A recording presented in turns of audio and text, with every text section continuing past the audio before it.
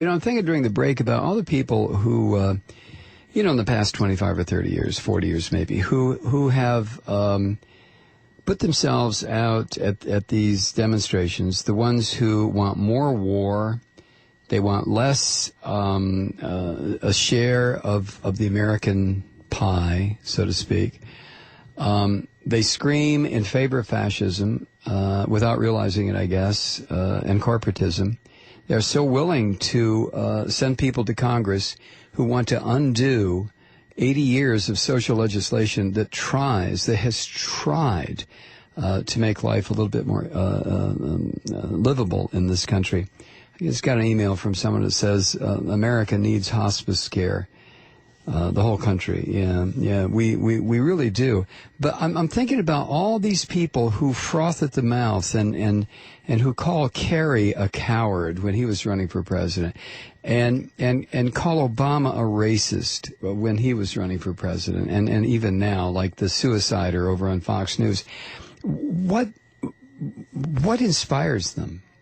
Is it just chaos that they like? And do they not realize that in bringing about this chaos, they're destroying their own lives? They're destroying the lives of their children, their cousins, their aunties, their uncles, their grandparents. I've never been able to understand that mind, and that's why I've resorted to the most base of elements or elemental feelings about them. I just hate them because I don't see them as capable of understanding what they're doing. They grew up in the same country as I did. Probably in the same socioeconomic level as I did, have basically, I would think, the same life experiences where it concerns what we have observed, maybe not what we've done, but certainly what we've observed. And those that are over the age of 55, they understand the lies that took us into Vietnam, where almost 60,000 Americans were killed and 3 million Indo-Chinese. They're aware of all this. They're aware of all this. They have to be aware of it. And yet they will do everything that they can in their limited frame of existence, because most of them have never traveled outside the country. Some of them have, a big trip to them is to go 300 miles away to visit a cave or something. They don't have the experience of other cultures. They don't have the experience of other countries. And this is kind of where they and I, or they and you, part company, those of us who have done even a minimal amount of travel outside the United States. And even the ones that have, the so-called touristy, ugly American, who farts and wheezes his or her way across some European country, leaving a trail of freaked out, angry people in their wake because of their, Americans' attitude, even after it's been so shredded. The country's been so shredded by the right wing. So I wonder sometimes, what is it that motivates people in this country to insist on their stupidity, to insist that the universe is only 7,000 years old, to insist on talking snakes where it concerns how they want their children to understand the geological history of this planet, who insist that government intervention in the market on behalf of citizens is a bad thing, but government intervention in the market on behalf of corporations is a good thing. It's amazing to me. These are the real deathers. They wish themselves into death. Probably, sooner than they have to die. I mean, everybody dies. Let's stipulate that. But so many of these people will themselves into a premature death.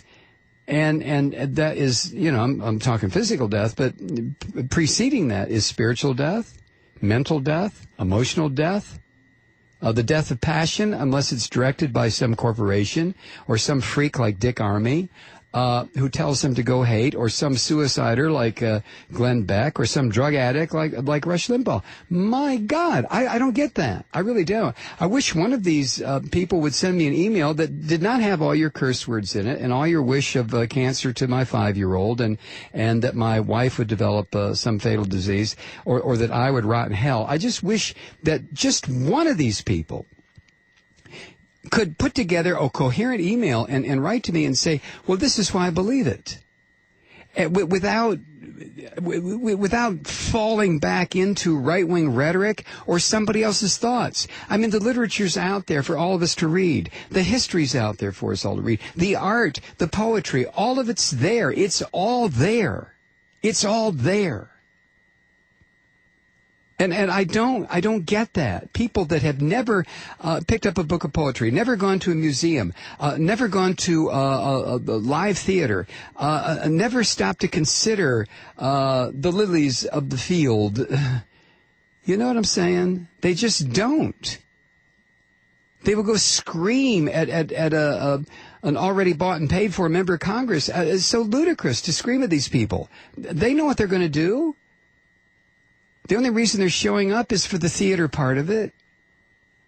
You know, well, I went and saw my constituents. They don't give a goddamn about you. What you should be doing, I guess, is working to get people in Congress who are concerned about your mental state, your emotional state, your health state, the availability of jobs, those 4 freedoms we talked about last night, all of that stuff.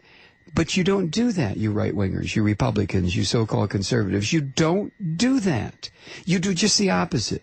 You do everything that you think you are capable of doing against your own best interests. And then you say you're doing it for the murdered unborn children or these wicked women who want abortions or these filthy immigrants who come over here to take our jobs or these goddamn gays who want to destroy the sanctity of marriage by getting married themselves. What's wrong with you? Why? Why do you do this?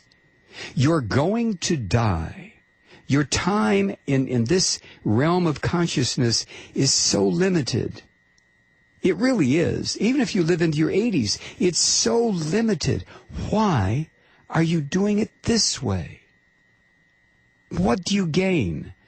And I've more or less asked that question for 25 years in radio, and I've never gotten a coherent answer that didn't, tell me to go F myself. And I got one today from somebody who said he wants to rape my 5-year-old daughter.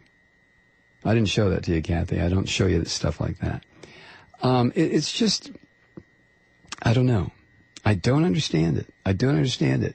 As old as I am, as experienced as I am, as much life as I've lived, I still cannot get my mind around this madness that lurks inside millions of people in this country. What the goddamn hell do you want? You were born in America. Most of you are white.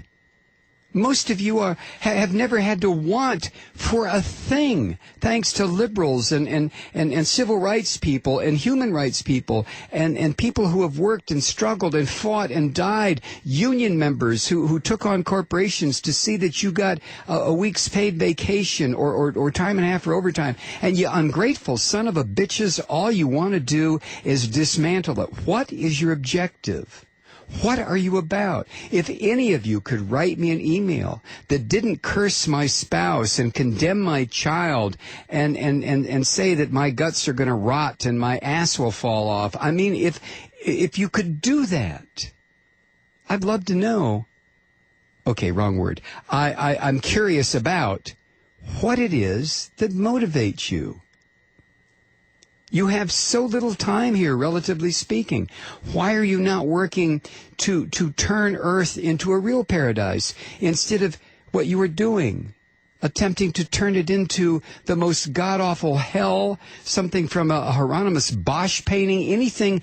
I'm sorry, I didn't mean to make the art reference there. Never mind. Something out of the book of Revelation with 9-headed whores and demons rising out of the sea. You know, why are you doing that? Why are you doing that?